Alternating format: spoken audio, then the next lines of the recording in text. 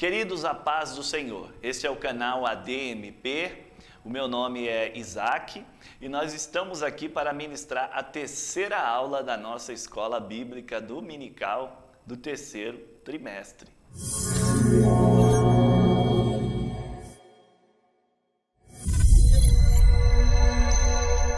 Queridos, a nossa terceira aula aqui, ela trata de Acabe e os profetas de Elias, né? Um fragmento aqui dessa história que é a monarquia, o período monárquico do povo de Israel. O nosso textuário diz o seguinte: saberá, pois, que o Senhor teu Deus é Deus, o Deus fiel, que guarda o conserto e a misericórdia até 1000 gerações aos que o amam e guardam os seus mandamentos. Deuteronômio capítulo 7 e versículo 9. E a nossa verdade prática, né? Deus é Pai de amor, bondade e misericórdia abundantes, contudo, todo pecado e desobediência ao Senhor trazem consequências inevitáveis à vida humana. A meta aqui da nossa lição, os objetivos, né? É apresentar a perversidade de Acabe e Jezabel, o cuidado de Deus para com os seus filhos e a aridez espiritual do rei Acabe. Antes de nós entrarmos aqui na nossa revista, eu queria fazer um panorama geral aqui desse período, né? O nosso evangelista Daniel, ele já começou falando de Salomão e do rei Davi, né? Nesse período, nossa primeira lição, né? Como foi aquele governo. E hoje nós continuamos aqui na nossa terceira lição, já no reino dividido entre o norte e o sul, né? Entre Judá e Israel. Primeiro aspecto importante que nós precisamos olhar quando nós estudamos essa lição é que nós estamos falando de um período de mais ou menos 500 anos, né? É um período bem grande, resumido em 2 livros, que é o livro de 1ª e 2ª Reis. Né? E nesse período, o sistema de governo era a monarquia absoluta. Nós temos hoje no mundo muitos países que ainda seguem esse sistema de governo, mas a maioria é uma monarquia parlamentarista, onde você tem o rei, você tem um primeiro-ministro e você tem um grupo lá de pessoas que ajudam na tomada de decisões, né?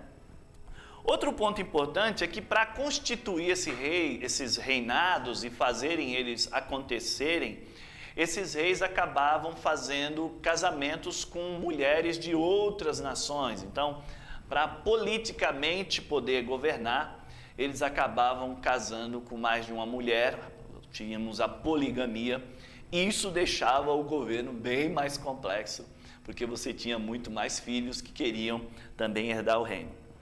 Outro ponto importante nesse período, queridos, é que nós tivemos uma sequência de grandes homens no passado, né, como Abraão, como Moisés, como Josué, como o próprio Samuel, que fez essa transição entre juízes e o período monárquico. E esses homens acumulavam a atividade de governo e também relativa à fé. Então eles faziam um governo triplo, né, que é o governo de profeta, reis e sacerdotes. E nesse período monárquico, nós não vamos ver essa função sendo bem exercida. Em Salomão, nós tivemos uma boa separação do sacerdote, dos levitas, né, do profeta, mas no reino dividido isso já não é tão forte dessa forma. Outro ponto importante é quando nós falamos dessa divisão do reino, o reino do norte, onde ficaram as 10 tribos e está inserida essa lição de hoje, né, sobre o rei Acabe, esse reino do norte ele teve 20 reis, né, 20 reinados, dividido em 200 anos mais ou menos, mas foram divididos entre 9 famílias. Então você tem mais famílias governando, você vai ter uma instabilidade maior, né? Enquanto o reino do sul, o reino de Judá, ele tem toda a dinastia de Davi. Então, uma sequência de 20 reis por 350 anos, uma série de profetas profetizando, mas de uma mesma família, né? Então, isso dá uma estabilidade maior. O que é bom quando você vai estudar esse livro dos reis, né? O que é bom é você entender que é o governo humano, né, o governo divino sendo exercido por mãos humanas. E nós tivemos essa lição aqui, essa lição em 2019, que trata bem desse assunto, né? O pastor Osiel Gomes, ele quando escreveu esse livro, falando de 1ª e 2ª Samuel, ele mostrou essa transição e escreveu aqui na introdução que esses personagens, esses reis, esses profetas, eles não eram perfeitos. E a Bíblia não tem a intenção de retratar a perfeição de ninguém. Então ela retrata como as coisas aconteceram, né? E é nesse contexto que nós devemos olhar. O homem governando, mas Deus no controle, né? Se você tiver esse livro em casa, leia-o, porque ele vai te ajudar a entender esse contexto. O outro ponto importante é que nós tivemos uma atuação muito forte dos profetas nesse período. Praticamente todos os livros proféticos que nós temos na Bíblia, eles aconteceram nesse período monárquico de mais ou menos 500 anos, né? E nós temos a CPAD, ela sempre faz uma revista de adultos junto com a revista de jovens, né? Então nós temos 2 revistas aqui, uma falando dos reis desse período e outra falando dos profetas, que está sendo estudado pelos jovens. Muitas vezes, um período monárquico ali de um rei, ele tem mais de um profeta atuando. Então, para você entender melhor a lição, você pode recorrer a essa outra revista, né? Ou os próprios livros da Bíblia, onde você vai ter os profetas que estão profetizando naquele período, né? Outro aspecto importante que nós temos nessa lição, eu até trouxe aqui, que nós vivemos, esse período monárquico, nós tivemos muitos reis que eles assumiram, mas eles eram crianças ainda. Então, você tem um rei assumindo, por exemplo, como Tibni, que reinou em 885 anos antes de Cristo, né? Nós tivemos 6 reis antes de Acabe, né? Entre Jeroboão, que foi o primeiro rei, e Acabe, aqui na nossa terceira lição, nós tivemos mais ou menos 6 reis que governaram Israel. E uma boa parte desses reis, eles eram crianças quando começaram a governar. Por exemplo, Tibni tinha 4 anos, Onri, que é o pai de Acabe, tinha 12 anos. Nós tivemos, por exemplo, Jeoacás, que começou a governar com 17 anos, Jeoás com 16 anos. Isso nas tribos do norte e nas tribos do sul. E aí nós temos um papel pouco comentado também nas nossas escolas dominical, que é o papel das rainhas mães. Então, nesse período, a mãe governava junto com o filho, tomando algumas decisões. Isso é importante quando você estiver estudando a lição, entender esse aspecto também, né? Outro ponto importante é que todo esse período monárquico, o povo ainda vivia num sistema tribal, né? O que é um sistema tribal? Então você tem tribos ali, não tem uma organização, uma administração, uma jurisprudência muito bem elaborada, como nós temos hoje. É um negócio muito mais simples, onde você tem lá escrito: a alma que pecar, essa morrerá. Você vai ver em livro de Salmos imprecatórios: Senhor, vinga os nossos inimigos, porque é um período tribal, né? Então as pessoas, mas o Deus do Velho Testamento é diferente do Novo? Não, é o mesmo Deus, só que eles viviam num período tribal, né? Aquele povo vivia sobre a aliança mosaica, sobre a aliança abraâmica e sobre a aliança davídica. Então, quando você pesquisa essas alianças, você vai ver que essas alianças estão ali nesse fio, naquele período monárquico, né? O outro ponto importante que nós temos aqui, que essa lição trata, né, até o irmão colocou aqui na nossa revista, né, é a fidelidade de Deus. Então, Deus permanece fiel durante todo o período, cumprindo suas promessas, fazendo, executando, enquanto o povo permanece infiel, né? O povo sempre está indo para um lado e para o outro, na sua infidelidade. E então, nesse aspecto, nós temos os profetas entrando, e aí quando os profetas entram, eles vão trazer o povo de volta para o caminho da fidelidade a Deus, né?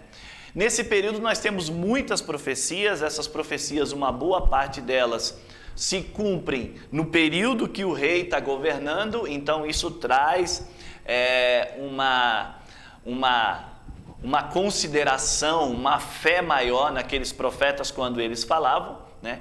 E muitos sinais e milagres, que nós vamos ver alguns aqui nessa lição, Deus agindo no meio de todo aquele sistema, né? Hoje nós temos 7 bilhões de pessoas no mundo, mais de 200 governadores, mas Deus continua no controle, operando cada detalhe da forma que Ele quer, porque Ele é soberano. Mais um ponto importante dessa lição, eu achei ela muito interessante, porque nós estamos num período hoje, no mundo, de muito antissemitismo. As pessoas não querem boicotar Israel, falam mal, querem brigar, querem discutir, não são a favor do Estado de Israel, né, do país Israel. E Israel, ele é toda uma história, que é a história que traz Cristo para nós, né? Dessa forma que nós temos que ver ali, todo esse período monárquico. E isso, Israel é a história de Deus à humanidade hoje, mostrando o Deus vivo da nossa Bíblia. Irmãos, ainda temos o livro texto da lição. Então aqui no livro o autor tem bastante coisa interessante, eu trouxe algumas aqui para apresentar aos irmãos. E por último, não menos importante, quando você vai ler o Antigo Testamento, é muito importante que você entenda o Antigo Testamento com o óculos do Novo Testamento. Então, por que tivemos esse período de monarquia? O que isso levou? Qual a finalidade? Por que Deus? Então, tem um monte de porquê que nós precisamos responder. E muitos desses porquês estão no Novo Testamento, né? Então, nós sabemos que o Antigo Testamento tem toda uma história de uma nação, onde nós temos uma tipologia, nós temos muitos tipos, nós temos muitas histórias, mas essas histórias elas vão refletir em Cristo. A revelação de Deus está acontecendo ali no Antigo Testamento, Deus está se revelando, mas Ele vai se revelar completamente em Cristo. Então, quando nós vemos Salomão, Cristo fala de Salomão. Vocês lembram de Salomão? Mas aqui está quem é maior do que Salomão, aqui está o príncipe da paz, aqui está quem é mais sábio do que Salomão. Vocês conheceram o reinado de Davi? O meu reino será muito diferente, será muito melhor do que o reinado de Davi.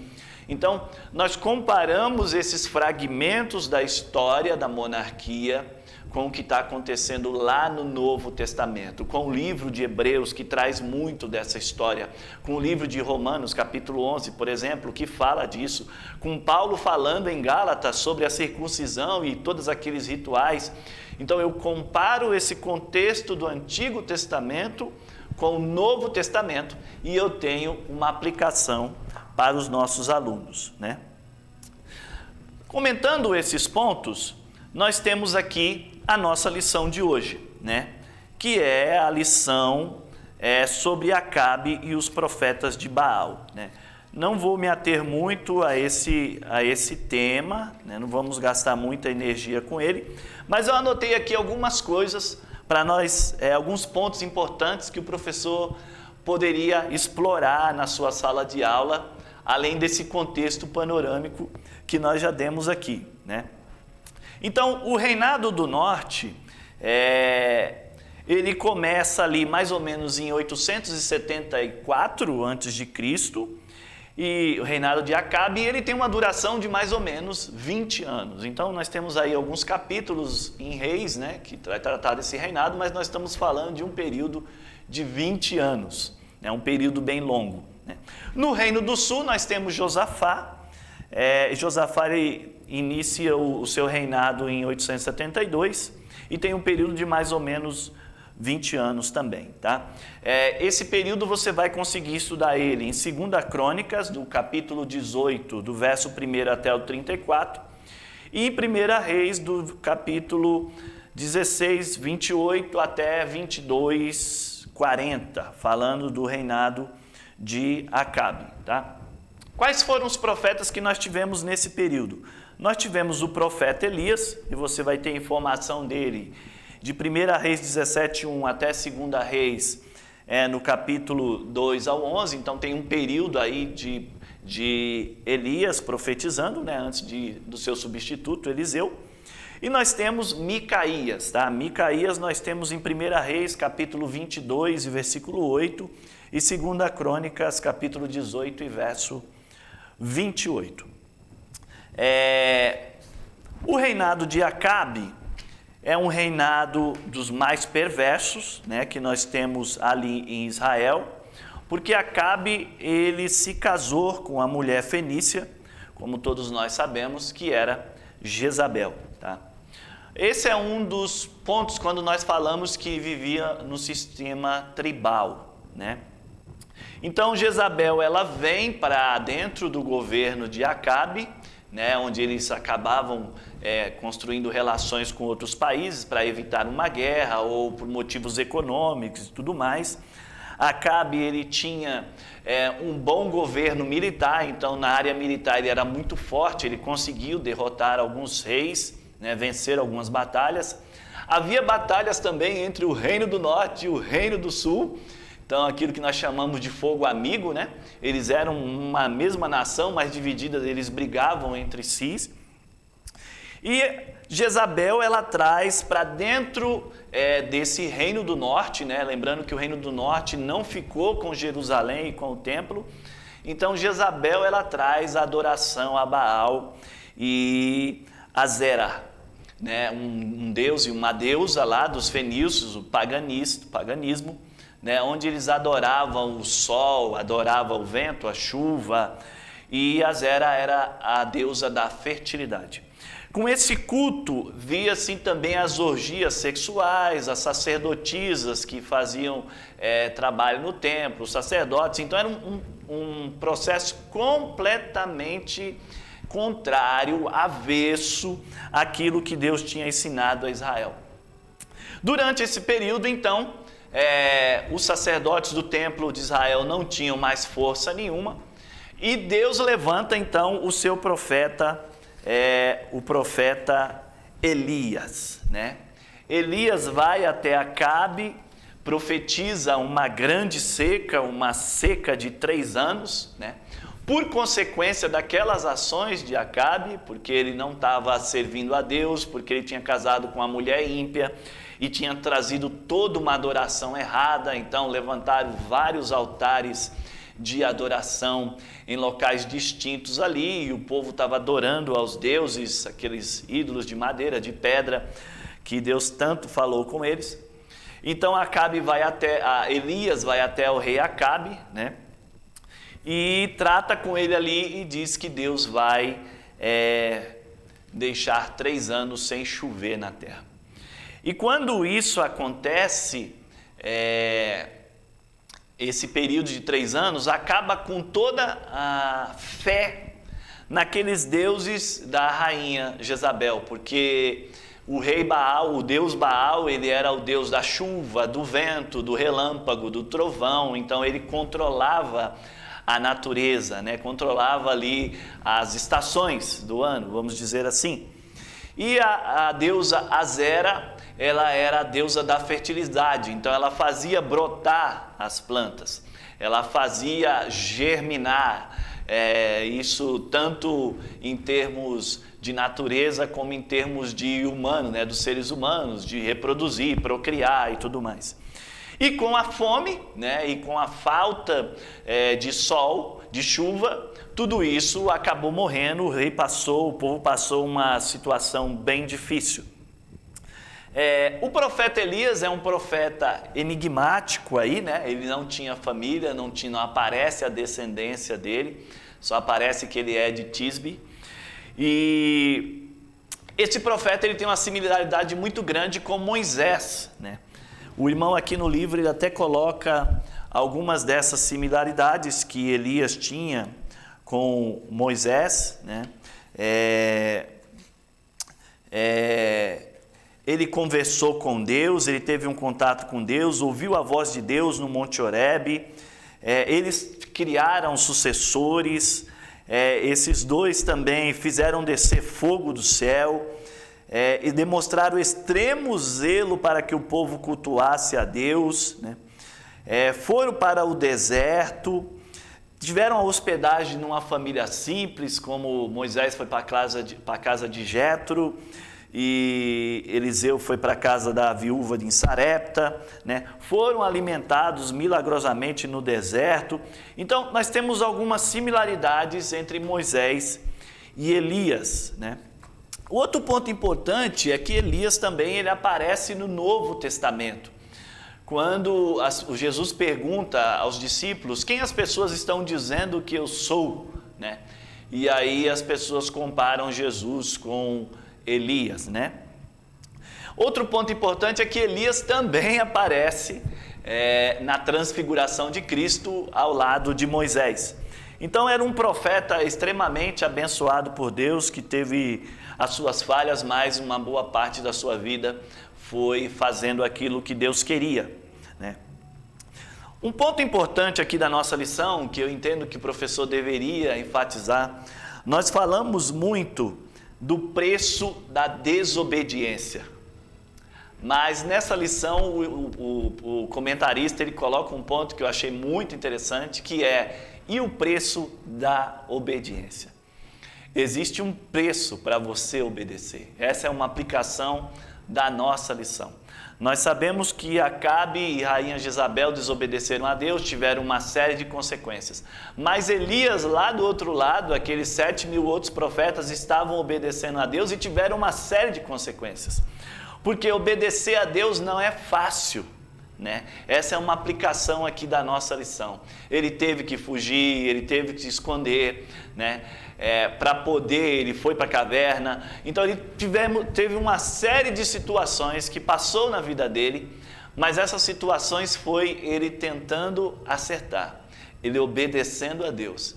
Então bem-aventurado o homem que passa por dificuldades, diz Tiago, né? Diz Pedro, na hora da provação, e fica firme com Deus, porque obedecer a Deus também tem consequências. Às vezes não é fácil, né? Um outro ponto importante aqui da nossa lição, né? No tópico 3 do item 2, Elias prevê a grande seca, que eu entendo ser muito importante comentar com os alunos, o professor trabalhar, é que Deus cuida dos seus. Por exemplo, Deus não deixou faltar comida para Elias, não deixou faltar água. No meio, nós estamos olhando aqui um fragmento de 20 anos, dentro desses 20 anos nós pegamos um período de 3 anos, pegamos esse período de 3 anos e avaliamos a vida de um rei, de uma rainha, de um profeta e de um povo que estava ali. É esse contexto que nós precisamos entender. Dentro desse contexto, desses 3 anos, Deus está fazendo milagre. O mundo está caminhando, o tempo está andando, mas Deus está fazendo milagres. Deus está usando um animal para levar alimento para Elias. Deus fez Elias se esconder na terra da rainha Jezabel, que era a Fenícia, porque Sarepta era na cidade da Fenícia. Então, olha que coisa interessante como Deus faz as coisas. E Deus não deixou faltar nada na vida do servo dele. Então, queridos, esse é um ponto importante da nossa lição, o custo de obedecer. Mas quando você obedece, Deus estará cuidando de você. Deus estará direcionando a sua vida.